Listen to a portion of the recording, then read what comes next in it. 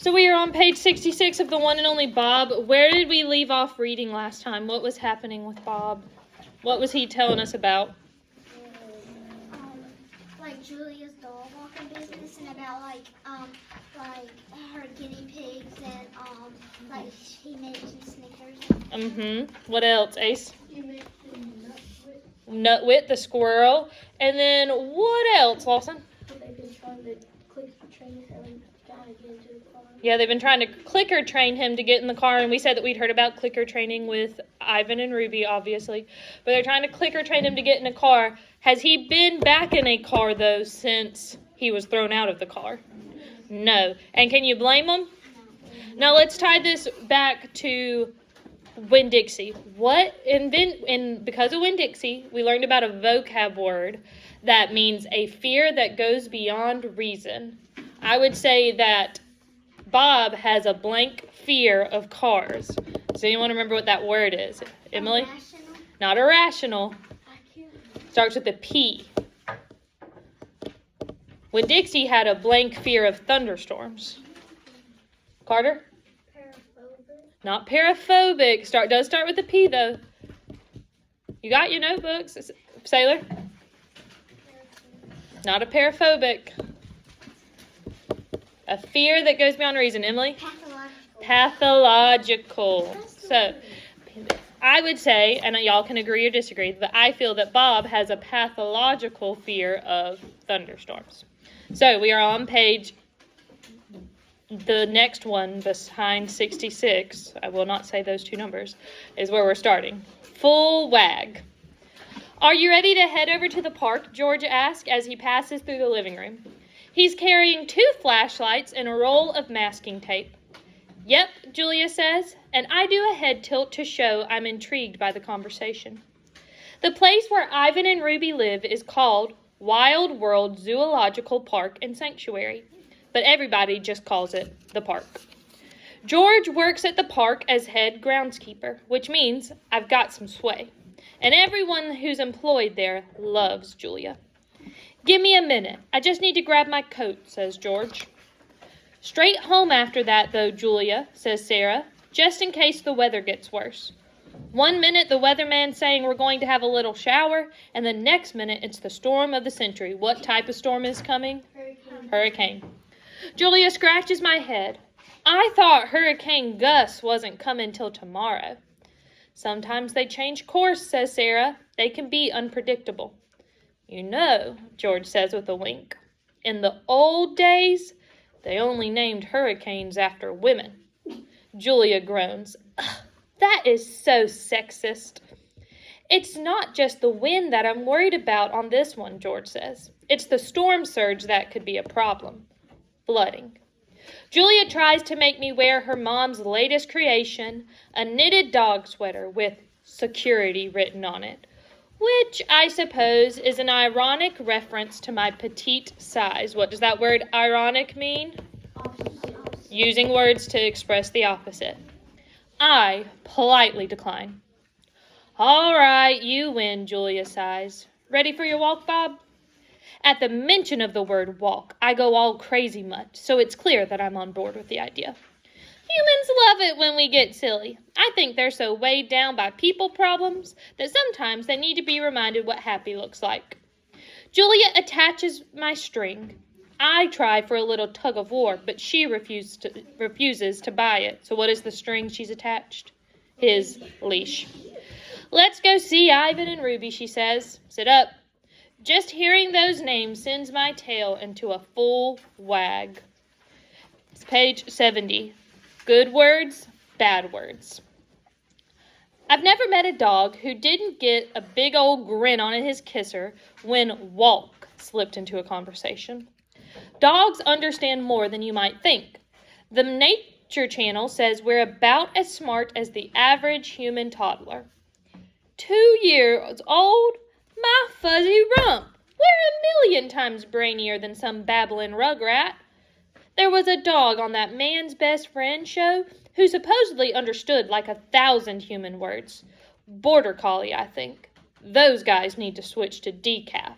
So when Bob says they need to switch to decaf, what is he trying to say about Border Collies? That they have too much Energy. Yeah, and he's saying they don't need the extra caffeine. The narrator was gushing about this wonder dog, and I'm like, well, duh, Brainiac. Of course we understand people. Not everything, mind you, and some of us are more attentive than others. Depends a lot on just how interesting your humans happen to be. Certain words will really cause our ears to perk up. The classics: treat, walk, frisbee, bacon. And don't forget the swear words: vet, bath, fireworks, vacuum cleaner. We always hear those. Page 72, clock versus moon. Julia and I wait by the front door while George says goodbye to Sarah.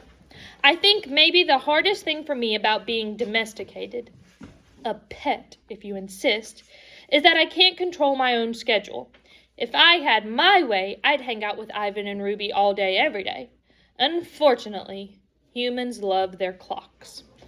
Dogs, we use the sky to tell time, like any sensible creature. Sky says it's dawn, time to eat. It's noon, time to eat. It's afternoon, time to eat. It's dusk, time to eat. It's midnight, time to eat. Point is, it's always time to eat. Dogs have a thing for the moon too, like wolves and coyotes and our other relatives. No calendars for us. Moon looks like a claw. Moon looks like a half pancake. Moon looks like a tennis ball. Moon looks like a claw again. A chunk of time has passed. But humans?